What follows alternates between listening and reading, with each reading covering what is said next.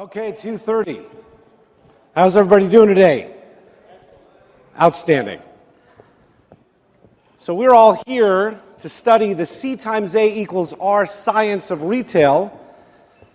And I would ask that along the way, if there are golden threads and golden nuggets and metrics that you secure from this, please tweet them for your opportunity to win an iPad from Digital Dealer. My name is Erich Gail, and I have the esteemed pleasure of being able to lead the Cardinale group of companies and lead the individual operating companies as well. The Cardinale group of companies is a diverse yet aligned collection that consists of an automotive group with 17 locations throughout California and Arizona.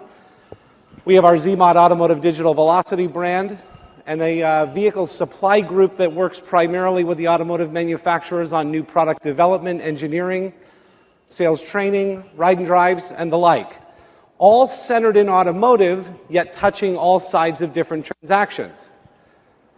Specific to the Cardinale Automotive Group, we were founded in 1979 in Monterey, California by Italian immigrants Joe and Tom Cardinale. These are good, solid car guys with a dream and an understanding and a few bucks in their pocket, and managed to secure a, at that time, Oldsmobile Pontiac GMC franchise. Throughout the 80s and well into 2006, we were blessed with great expansion and acquisition that happened naturally and organically based on relationships. If you notice in the Cardinale slide, I'm going to back up real quick, our branding consists of an interlocking CW. For us, that is our mission statement, our founding commitment, our brand promise, and our mantra all rolled into one. It's very simple for us. It's very scalable and clonable and repeatable.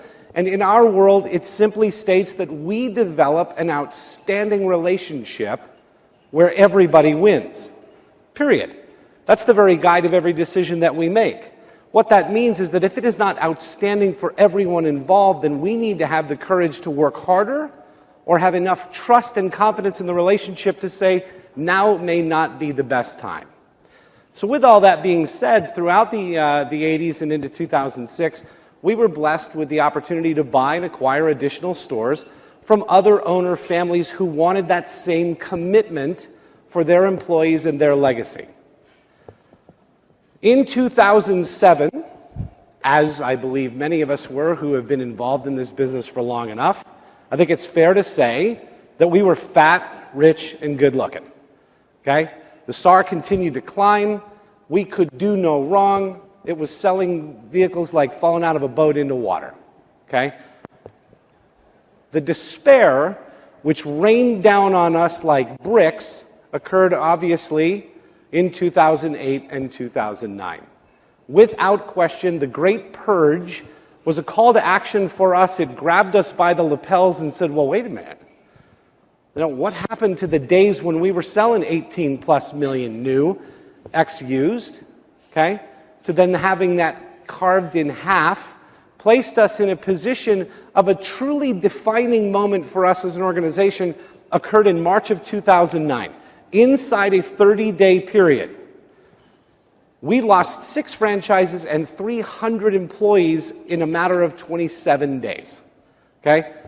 Reading the tea leaves, we probably should have seen that coming, but the reality is that as an organization which was founded in 1979, that grew based on outstanding relationships, that had wonderful commitments to their employees and their communities, we were completely gutted, absolutely insolvent, because we were ill-prepared. We really did not have the kind of skill set and strategy that we felt we really did have. Okay? So now comes the reality of why we are in existence today. And I am going to go spiritual for just one moment and share with you that we were out of money. Okay? We were bleeding every single day so far beyond what capital resources we have. We were leveraged to the hill. We had burned through the last couple $1 million of liquid capital that we had. We were at the point where we were borrowing from our creditors whether they liked it or not. That was just simply the way that we survived. And make no mistake about it, for us, this is very serious. It is purely the grace of God that we exist today. Because if you look at us on paper at that time, there's no way we should have survived. Okay? We were faced with a decision that ultimately came from the grace of a second chance, okay? And the decision for us was that we would never again, as an automotive group, we would never again be subject to. Now take a moment and just think about that. Think about all the areas in our lives professionally that we're subject to the whims of someone else. A changing market here, rate changes, manufacturer involvement, pressures from the US government. Whatever the case may be, those are all positions of being subject to. There is a way to recognize where you're subject to and eliminate it. And for us, the first and foremost thing that we had to realize is that we were completely and totally ill-prepared. So being subject to just about everything at that point, we had to go to work. And in our world, going to work meant finding and identifying what is our purpose. Who really are we? Okay? It's safe to say that in 2007, we were market-driven. Market was up. We were acquiring stores like they were going out of style. Backtracking real quick to that slide of the GM stores, that was a gigantic, still vacant today, facility in Scottsdale, Arizona that's so large you could land a 747 at. It is one of the biggest dealership footprints I've ever seen. And looking back, we had no business buying that. Made great sense in the real estate market when everything was going up. But you look at it now, this facility could have 2,000 cars sitting on it. It's way beyond what that market would support. Okay, bottom line is, market-driven, market's going up. We need more people. We need more stuff. We need more stores. We need more bloated expense base because we're going to chase a number. But the only number that we should chase is a profit number. So now you look at the difference in science of management-driven versus market-driven. Management-driven says, I really don't care if the market's going up because I'm not going to chase a number to be in the transaction business to where in the end I've put my entire team and risk all this capital for brain damage of volume that doesn't produce any net. So management-driven says we are very specific about what our individual growth goals are, and we will achieve them regardless of what the market does. If the market's up 13, but I don't want to chase 13, I want to go for a solid 9, so be it. If the market's down, that doesn't mean I'm taking my number down. Okay? The discovery for us as we found who we were and started to really pull back the carpet and go to the places no one goes. Okay? When it's ugly, we just recarpet it. Okay? So we pulled it back and we looked at where all the squiggly things grew, and there was a lot. But our second lease on life said that we needed to be better. So we turned to experts, we turned to books, and we continue to this day, just as an aside, we read books as an entire organization, over 1,000 associates every single week. We embrace a book a quarter, and we break it down into chapter segments every single week. Every associate, from the parts driver to the president, everybody in between, we read and study together. One team, one direction, all in unison. What we came away with from an outstanding book, Good to Great, which is read by Jim Collins. Anybody read it? Are you familiar with Good to Great? I highly recommend it. If you're interested in a golden thread, grab this book. Okay? Jim Collins, just as a quick aside, is the type of author that will spend over 10 years providing incredible in-depth research before he'll even put a book out. So granted, by the time his books come out, maybe the world has changed dramatically from when he started, but the science is pure. In Good to Great, he introduced us to a concept called the hedgehog concept. And essentially what it is it's three intersecting circles that define who we are. They give us a common union from which for us to move and move quickly with speed and precision. Obtaining piercing clarity about how to produce the best, emphasized, long-term results. We're in a today business. We live on a 30-day clock. I get it. Every month, no matter what, in and out, okay, you're a hero on the 30th and you're a zero on the 1st. I get it. Nothing's going to change that. We're still in that. However, clonable and repeatable says that we get to write our own future. So identifying the fact that we want long-term results, we're going to emphasize that in the very core of our company and move forward with that. But here's the thread. giving us the power to exercise the relentless discipline to say no thank you to anything that fails to live up to who we are and how we work, how we lead, and the expectations that we have. This process requires courage. Okay? I'm just going to emphasize that to you right now. This entire discussion today is going to require hard work and equity and sweat and courage and the ability to get out of your comfort zone. But if you do, I will share with you some metrics that have changed our lives and the lives of dealers throughout the US and Canada. This is ours. If you want to take a camera phone out and take a photo of it, you're more than welcome to it. This is our hedgehog concept. This took a year of battles amongst many factions within the organization, everyone banging away at this to ensure that it was absolutely pure. And when I mean battles, these were knockdown, drag-out wars about who are we, okay? In the science of the hedgehog concept, it talks about what you have to have the passion for, okay? We're in the automobile business. We're in the people business. We're in the money business. But if we don't identify who we are as a soul, as a unit, as an organization, it's very difficult for people to get in line with that. We develop outstanding relationships where everybody wins is our passion, period. Every associate of every company every single day is branded with the CW icon as a reminder of who we are. The next is, what are we going to be the best in the world at? Not what are we going to try to do, not what are we going to do until we change our minds and focus on something else. Day in and day out, what are we going to be the best in the world at? Period. And we're never relenting. We put this in place with the commitment that this is not subject to change. This is not subject to deviation in any way. And let me share with you as a quick aside, if you don't buy into this within our organization, we don't have an outstanding relationship, you don't get to work for us. Okay? That's period, right up front. Our upfront contract in every discussion that we have, I don't care how many stores you've led, how many units you sell, how many ROs you write, if you don't buy into this, we're not a match. Because we're not going to manhaul people throughout the organization that are not on the same page. Is that fair? The economic driver that produces the result of being management-driven for us is a minimum. A minimum all in, all done, 20% net to gross, every department, every region, every store, month over month. Now, some of you may say, well, that's a little light. And I would agree with you. Okay? We're blessed with European luxury brands where that number is well in excess of 30 and must be.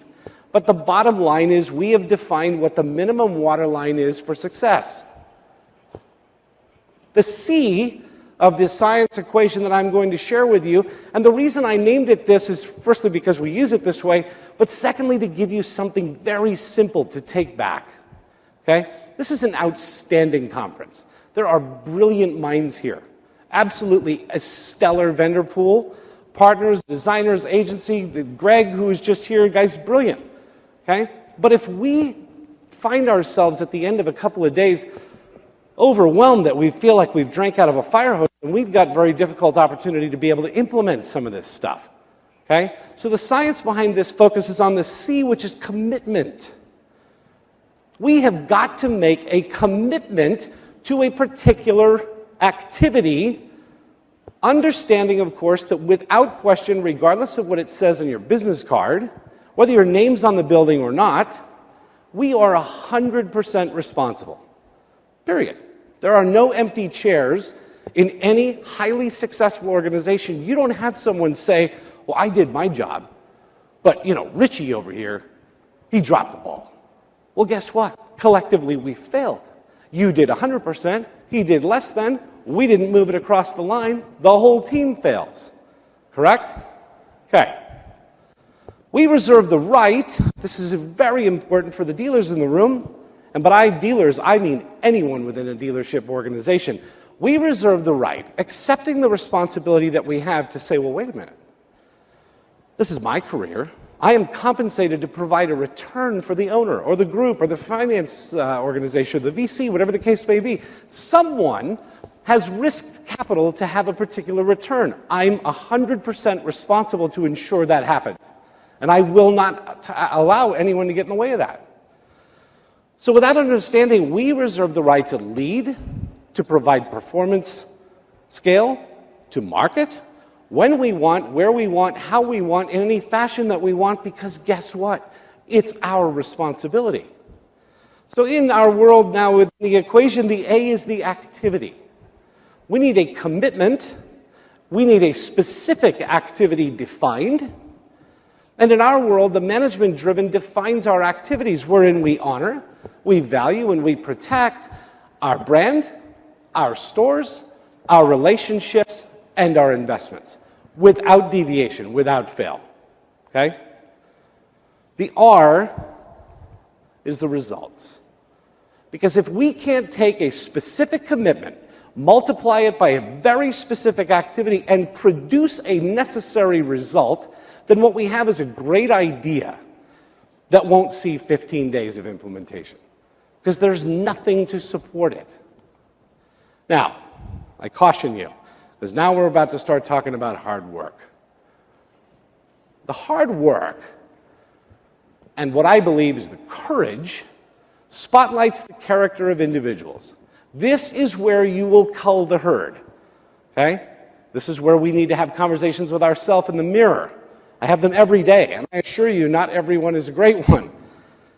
Some people, when faced with the absolute necessity to grow and to work and to put themselves in positions where they are wildly uncomfortable, will turn their sleeves up and get to work. Others will turn up their nose. That's a foolish idea. That doesn't make any sense. That's not the way we've done it for 50 years. And others won't turn up at all. Now, while those who won't turn up at all have, in my opinion, self-selected, I will shake their hand and say, thank you so much for your service. It's been a pleasure. Okay? Those who will turn up their nose are sometimes in a position to where they're uncomfortable. We need to identify who they are and decide which way they're going, up or down. So the commitment time, the activity equaling the results, to be the very best in the world, let's look at a couple of systems that we truly utilize every single day, and in my opinion, are really the nucleus of everything that we do digitally, everything that we do operationally, and everything that we do from a performance standpoint. Now, I often mention CRM, and some people immediately go, oh, here we go. CRM. Mine's a mess. It's a joke. It's this, it's that. But guess what, folks? We're 100% responsible. If you don't like it, fix it. I'm not talking about a vendor change. That's performance-driven. Those are decisions you guys have to make. If you don't like the data that's in there, if you don't trust it, how on earth can we lead at speed? So let's look at what our obligation is from a management and a leadership standpoint from the sales side. Regardless of what your role is, we manage activity, pure and simple. We do that in such a way that we remove excuses. This didn't work. Well, that sounds like a problem, but I'm not hearing a solution, okay? And you go on and on and on. And every time someone comes to you with what I think is a negative-fueled ability to try to manipulate a relationship or manipulate the system, this doesn't work, that very well may be true. But let's focus then on, okay, understandably, throw a comma in that sentence as opposed to a period and say, okay, then now what? What then gives us the end result solution that we need because we're responsible? And I'm not just going to buy in that it's broken. Okay, in our world, our sales associates, feel free. This is yours to keep. Take a photo of it. This is what happens when you work in one of our dealerships. Every day, day in and day out, without exception. You must have 10, at minimum, 3-minute outbound conversations with a new prospect every single day. Not 5 in an excuse. Okay? Now, the first question I often get from people is, whoa, wait a minute. How many phone calls do you have to make to get enough people on the line to have 10 3-minute phone calls? Any ideas? Any guess? 50, 75, 80. The bottom line is we work in a half-day business, folks, correct? We work half days? How many days are in a day? How many hours in a day? How many? So a half day's work is? Amen. Right? Bottom line is we're not working 4 hours a day. Okay? We either came to work or we're just jacking around hoping for the next up bus that doesn't exist anymore that's going to spit a customer right into my hands and I'm going to get it done. Okay? In our world, you have to go to work. That's what we pay you for. I need you to make an absolute ton of money because everybody wins. So you have to do these things. All right? And I often talk to GMs and executives of multi-point groups who say, man, how do you get that in? And it is the question that we had when we begun the process. How are we going to get this in? We've never required that before. Well, guess what? When everybody's one team moving one direction and they understand that the more successful that you are, everybody wins and so on, we will train you, we will support you, we will uplift you. But if you have absolutely no desire to do this, then ask yourself the question, what are we doing? The next is in said workday, you must create to be then manager voice-to-voice confirmed appointments. We're going to talk about that in a minute. That is the great purifier. How many managers in the room? Excellent. If you don't like the data that you have, go there. Look at it. As disgusting as it may be for a period of time, when you never relent on going there and looking at it every single day, what do you think happens in the culture? People don't want to have the uncomfortable conversation with you where you go, what is this? What is that? You just sold that car to a person 3 days ago. You've made an appointment to deliver their second key? What, really? I mean, come on, okay? Purify the data with the understanding that as a sales manager, this is where we get paid, okay? When we have purified data that I can then lead from, I've got predictive analytics that I'm going to show you in a minute. With the understanding that of every inbound opportunity to do business that our associates are provided with. Here's the emphasis. We are a meritocracy. You earn, you deserve, good or bad. If you're a high-performing sales associate who closes appointments on over 75% of every opportunity that we provide you with, then you're a high performer. We'll give you more. Okay? And in a given month, 80% of your time you have to have achieved these metrics. It is a part of your pay plan. Now, how do you think this affects people's ability to sell more units? If we're on this, in this, all day, every single day, and you know that when you're coming to work, you're coming to work, we don't churn out 8-car salespeople. Yes, I still understand that the rule of 8 as a mathematical equation of how to value the volume of a store applies, but in our world, we like the rule of 12 because that's the money line. That's where you start making an outstanding living and where you really fuel someone to then be focused on more. So now let's talk about sales management. There's a number of managers in the room, and I find that there is never a lack of things for us to do, okay? Everybody, myself included, throws more and more and more at the desk. But the reality is, if everything that we do is to create opportunities that we then close and we complete the transactions, we make money, then we need to touch our people. And it's not good enough to pull the 5:30, the GM calls. How many appointments we got out? This is the first time, by the way, some have logged into the CRM. Dust comes flying out of the screen, okay? And they're like, we've got 11. And then they hold the phone back because the GM's losing his mind. You got 25 salespeople on the floor, you got 11 appointments created, then beep, salespeople in the office. You all know what happens next, right? Everybody's going to get absolutely crucified, okay? Let's avoid all that. Take the time, even if it means creating another position in your organization, to touch your salespeople, team leaders, whatever you want to call it, touch them 3 times a day. Cover off after they've been there 3 hours. Show me how many appointments we have.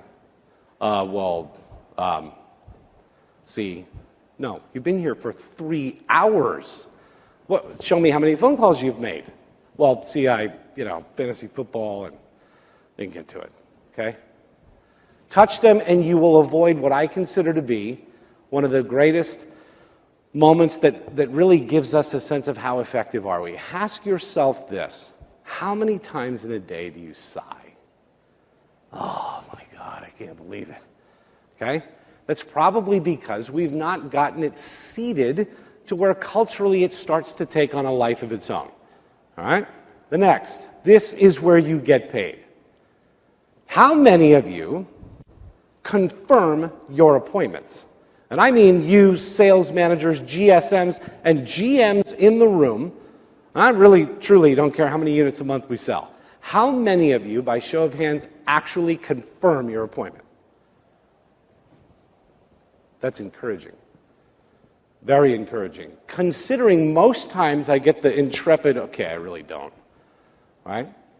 We interview people all over the country. And I often ask, talk to me, please, about your disciplines leading your sales teams. Yeah, we're great, this and that.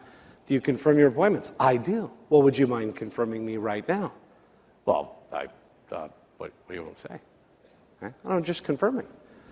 In here, I'm going to share with you just real quick that we have a VIP appointment process.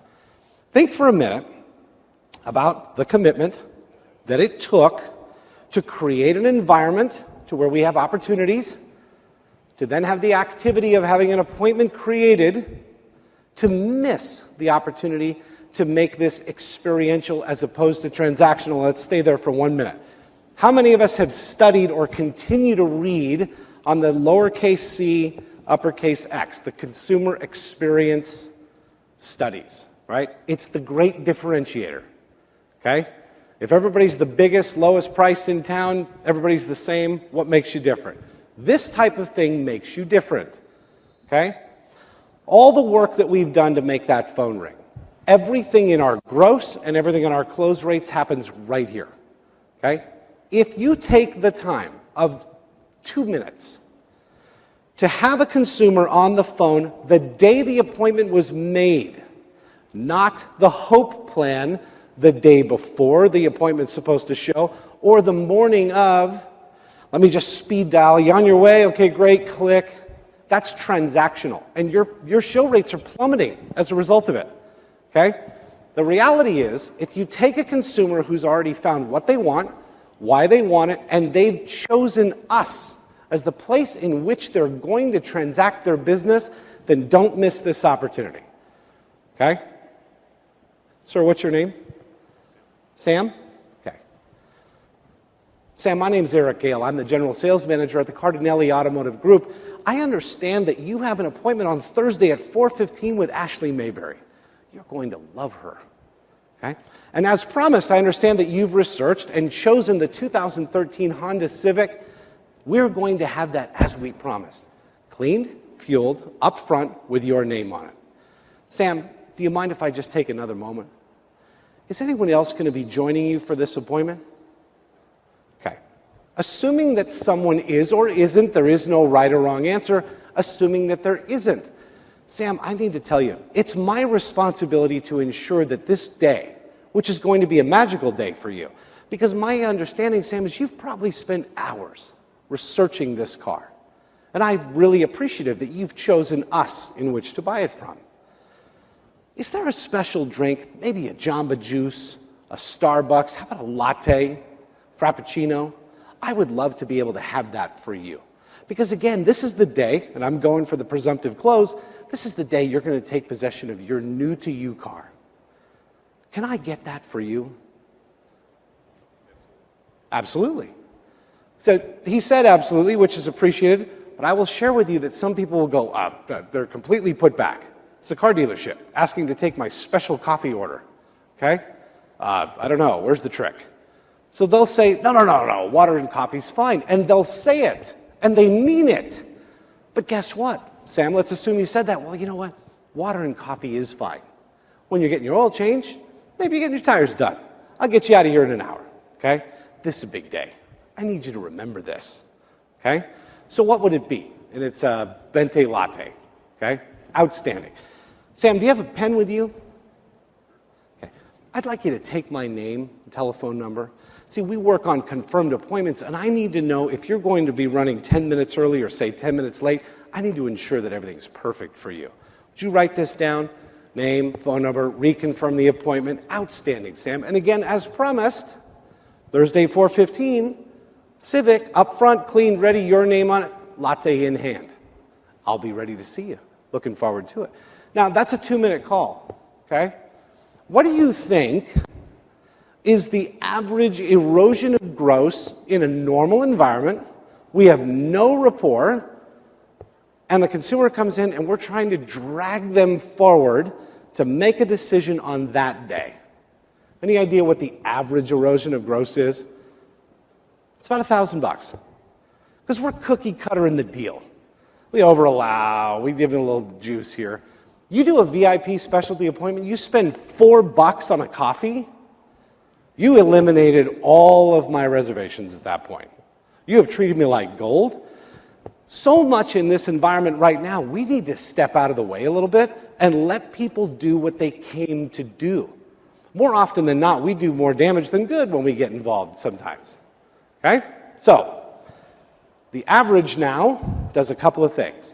Your show rate will jump through the roof, and I'm going to give you the number in just a minute. But your gross erosion is almost nil. Because when you arrive, who do you think hands you the coffee? I do. The salesman goes and gets it. Car's pulled up. We have a car deal. I mean, we're done.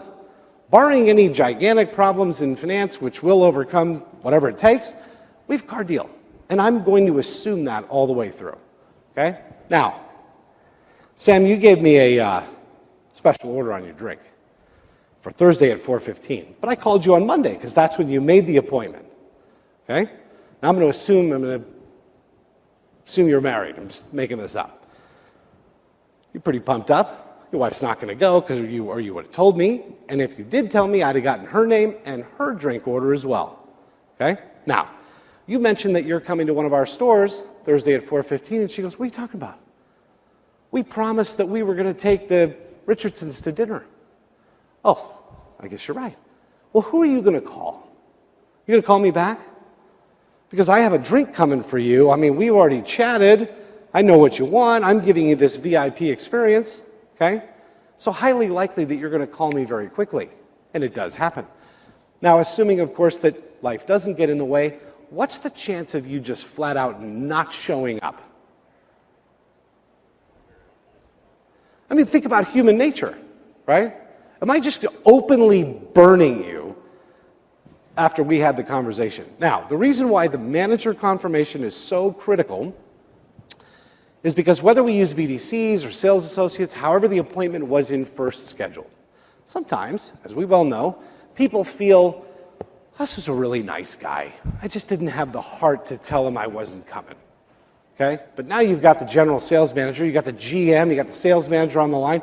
They'll probably flop. In which case, I'd rather overcome your objection now than never at all because you just flat out never show up. Okay? An 80% show rate in our world is the minimum. A 94% show rate occurs, and I will bet any dealer in this room, you have my contact information, it's floating right here. You implement this, you tell me this didn't work, and I'll pick up your expense for your Starbucks and Jamba Juice for the month. Okay? Save your receipts, send them, and tell me people didn't show and that you barfed gross all over the lot when they did because they felt that they could just run right through you. Okay? And an 80+% close rate is our minimum. Now, let's look at the science of how this applies right inside our stores. How many of you, by show of hands, have a 36% close rate on every inbound opportunity that becomes an appointment? All in, all done. 36% or greater. Anybody? Okay. There's a couple reasons why. One, we're probably in the volume game because we think that in order to make up for areas that we're lacking, I need more stuff. And by more stuff, I need more leads. Because I'm not closing what I have, I need more. I just need more opportunities. Even if I'm closing at a 7, 8, 9, 12, 13%, okay, fine. Just give me more. Right? I want to absolutely crucify my poor BDC teams and my salespeople who are just left voicemail, left voicemail, left voicemail. Man, we drag them in. And they're not even ready to buy. And how are we going to get them closed? We're going to give up gross. Okay? So, if you hold this new waterline to say that out of 100 inbound OTBs, and I would say as you implement this, use a 60-day rolling average after which the numbers will take care of themselves, but you want a 75% appointment creation rate. What do you think happens when you first look at yours and it's 36%? Let me just forewarn you, don't get crapped out about it, okay? You have to start at start. Wherever you are in this case, and I know some stores that aren't even above 20%, because they're getting 2,000, 3,000 leads a month. And they've got 12 BDC people trying to crawl through that. Okay? What do you think happens when you start to purify your lead sources? And you start to hold yourself accountable to say, well, wait a minute. I'm at 32% appointment creation. But every month, I want to grow that 5%. Now, you're going to have conversations with the people that are responsible for this volume. Okay? And you're going to say, well, wait a minute. If I look at this particular channel, we don't get any appointments on this. What are we doing? We're spending money on it. It's the feel good, make my CRM hum, but I'm not closing any appointments. Appointment creation rate, 75%. Manager confirmation, minimum 75%. You see the quick cascade. 100 becomes 75. Of 75, 56 must be confirmed. You have to have at least 45 show, and you have to close at an above 80%. What this will provide you with, and I'm speaking of where we live this every single day, is the ability for you to very quickly at any moment take a look at my normal lead volume, take a look at my average rolling confirmed show rate, and I can predict with freakish accuracy right now how many units I'm going to sell group-wide between now and Sunday. Because we just don't come off these numbers. Let's look at digital. First of all, before I transition there, anybody any questions about that? I'm happy to take them while we go. Yes, sir. I'm sorry.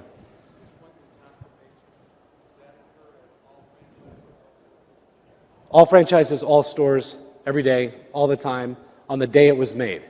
The reason why you want to do it on the day that it was made is because I'm so excited. Okay? Some will ask me, well, if I have a BDC, and the client's still on the phone, do I want to just go ahead and confirm them right then? Sure. No problem. If you can read in the discussion that someone, been on the phone for a while, associate did their job, it's really not appropriate to say, can you just hold on one more second because you're going to take them off where their head's at? Just call them later. But call them on that day. As a sales manager, this is the single greatest phone call you'll ever make. Because when you show, we're gold. I already know why you're here. There's no mystery to why you're here. The car is right there. Janet is right here. The car is cleaned, fueled. I'm walking up to you with the drink. I'm shaking your hand. I'm going to frame in the next 45 minutes of what we're going to do. And then I'm going to meet you right back here, and we're going to finish this. Because remember, Sam, this is a great day for you. Okay? Yes, sir. We do not. Now, our reps are doing this. But, and I will share with you, there's many, many places people want to go, and I believe operationally what works for you has to be the thing that you need to start with, and over time you decide what's more efficient. Okay? I don't want to stand on this stage with as many progressive dealers as we have and start raining down on BDCs or not. For us, it operationally doesn't work for us.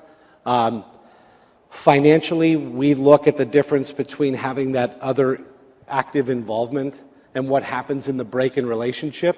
Now some, and I believe, and if anybody wants to correct me, I believe that BDCs are starting to evolve very quickly to where the associates have become so skilled But a lot of owners and a lot of GMs and a lot of directors are saying, well, why don't you just finish it? I mean, you did it. You took the inbound call. Why don't we just get you a sales license, teach you about the product, and just finish it so that we don't run the risk in that break? Anybody other questions before we move to? Yes, sir. Opportunity to do business. I just don't want to use the word lead because, quite frankly, I'm out of the lead business. My assumption with purified data is that we are only targeting in-market buyers, and that's what I want to talk to you about in a minute. Oh, they absolutely do. Telephone, form leads, chat, and text leads. But we look at them as an opportunity to do business because really I'm not interested in just buying leads. Just the hope plan. Yes, sir.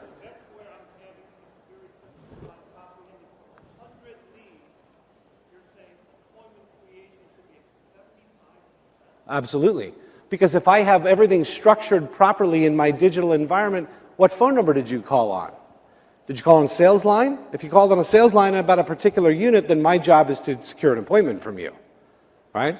If we have parts calls coming in on the sales line, that's not going to make sense.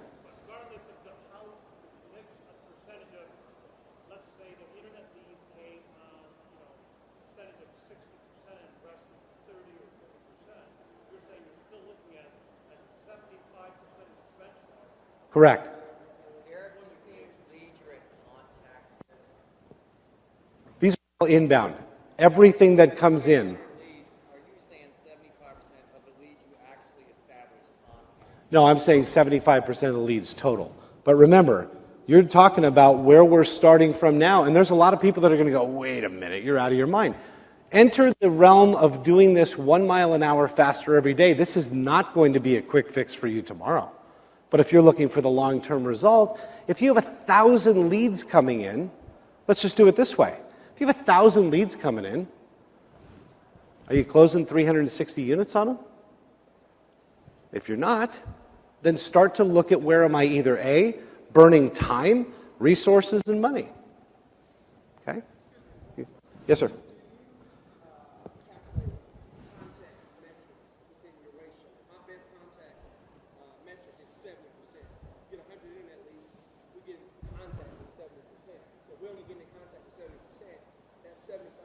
In your world, based on where you are right now, that 70% is your new 100%. Because you have to purify and rid yourself of all that garbage. Okay? That's part of the purifying your CRM. Okay? If you purchased leads that have a busted phone number and the email address says, good luck at getting in touch with me at yahoo.com, right? Toss it. And then, obviously, you want to purge that whole source. Okay? All right. How are we on time, Matt? 7 left? Okay. All right. Let's look at digital. That's why we're here. Okay? Advertising, marketing, modeling, targeting. Call it by any name you want. Okay? In 2011 and 2010, we were absolutely a brick and mortar dealer. We had no digital strategy. Our digital strategy was a website and cars.com and AutoTrader, and that was it. I mean, that was our digital strategy. Okay? We came to Digital Dealer in 2010, and it begun to change our life. Because again, like you're sitting in this room, I listened to people who live this every single day. And I took notes, and we brought our teams, and we studied, and we consumed this stuff, and we said, by God, if people are doing this, no matter how long this takes, we need to do this as well. And we have transitioned from the student to one who are now actually in a fairly strong leadership position. Let me just share with you this. In 2011, Google released their Zero Moment of Truth for Automotive study. Okay? We are currently about a $53 billion business, all in, all done, digital, traditional, manufacturers, dealers, third parties, everything else. Okay? 93% of it's spent here in the stimulus phase, which if I'm an OEM makes sense. But if I'm a dealer, why am I concerned about trying to get on your radar 7 months, 4 months, 2 months before you're even ready? Okay? The consideration phase begins the value But the zero moment of truth says that in the new buyer model, with or without our involvement as a dealer, would you agree that I'm going to find out what I want and pretty much why I want it? Is that fair? The question is, where am I going to get it? Okay? In the Jim Collins book that we just talked about, Good to Great, we talk about what happens when you break through and you have an accelerator to your strategy. We talked about operational disciplines. Let's look at a digital discipline that ties it all together. You have to have disciplined people. You have to have who's. People who will go the extra mile to ensure that it is exactly the way that it needs to be and that you are weaponized for success. You honor then your hedgehog concept of who you are, where you are, why you market, and then bang. With a disciplined culture, you will break through using your technology that's at your disposal, whether you do it yourself, whether you have agency partners, or some combination therein. The foundation and process that we learned here at Digital Dealer and every year thereafter produced for us the ability to go off the radar. We were not a digital dealer. But in 2012, results posted in 2013, we jumped to the number 7 highest sales volume e-retailer in North America. Because we had a process and a foundation, which for us, how many? Included SEM, SEO, PPC, Craigslist, video, the socialization and humanization of our brand, creating blog content, using chat, not just in our websites, but in every possible place that we can, and on and on and on. And I won't bore you with all that because that's the science that you're all here to study. But you have to have a basic process and a basic foundation, the result of which we learned how to start to in-market buyer target. The more data that we consume, the more I can create avatars and profiles for you, the more we can provide predictive analytics, the lower my costs go, the higher my targeting is. Kevin, to your question before, I'm not reliant on the Hope plan of mass volume. I have incredibly high-quality inbound opportunities that will fall into that metric. We then evolved to number 5, 7,300 units in 2013. We launched ZMOT in 2013, which was the culmination of what we had already done as an organization. Internally, we decided to take it externally. That's not a pitch. It coincides with the power of real-time performance and our ability to read our investment one-to-one, every single unit sold, exactly where you came from, how much did I spend, okay? The result of which produced now 10,500 units last year. There are 914-ish units that separate us from the number 2 position. I'm not interested in being number 4 again. So I assure you that our current track is well above that. We weaponized our system with business intelligence. I share that cascade with you folks because where we're starting now, if you don't have a foundation of a digital process, don't worry. You have to build one. The result of which you'll evolve then to become a little more savvy, a little more sophisticated. The result of that then will evolve even higher. And what will happen as you evolve is that you will spend less, you will make more, and you will sell more. Because the reality is, and our current year-to-date track in e-retail is 13,725. Here's your formula with 1 minute, 12 seconds to go. If you want the commitment times activity and result of a solid, absolutely weaponized, kick-ass digital strategy, this is the guts. Okay? It must be dealer direct. Every place you spend your money must be one click from wherever your brand name is immediately to something that we own. Our VDP, our site, our chat, whatever the case may be. It must be contained. It's our money. This is our opportunity. Dealer Connect tracking. You have got to have attribution tracking for everything. Now, for those of you that don't even know what that is, start with call tracking numbers. Move to tracking tags. Get your CRMs dialed up right. When you look at an investment each month and say, I spent $47,000 in digital, sold X number of cars, but I have no idea who delivered what. That's kind of the beginning of the problem. But if you purify that, what will happen is your commitment to in-market buyer targeting, which is an evolution for you, will produce, and you mentioned the question before, do you track your contacts? We track contacts all the way through. From the very moment that you spin across the CRM, there begins the counter. The national average, and I know we're right on time, the national average is 50.8 days contact to sold. Take a moment and soak that in. 50 days. Okay? A zero-moment retail science, which is where you're focusing on attracting and targeting and acquiring and delivering and confirming an in-market buyer, you will quickly, if you track the number, you'll watch your contact to sold drop from 12 to 10 to 8 to 5. Because you're in the place where someone has already decided what they want and why they want it, close the deal. Direct investment units sold. Now I'm going to finish with this.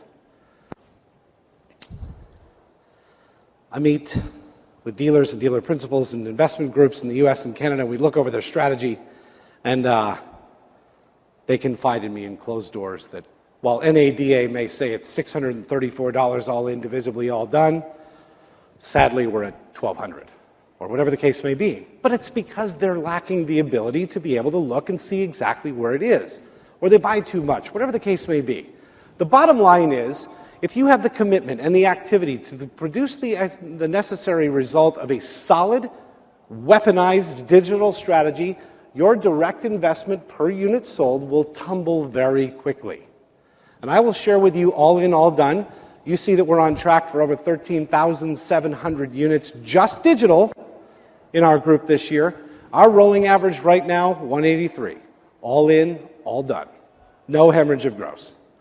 Ladies and gentlemen, I appreciate it. Thank you so much for your time. I hope that I've given you valuable insights to take back with you. Thank you very much.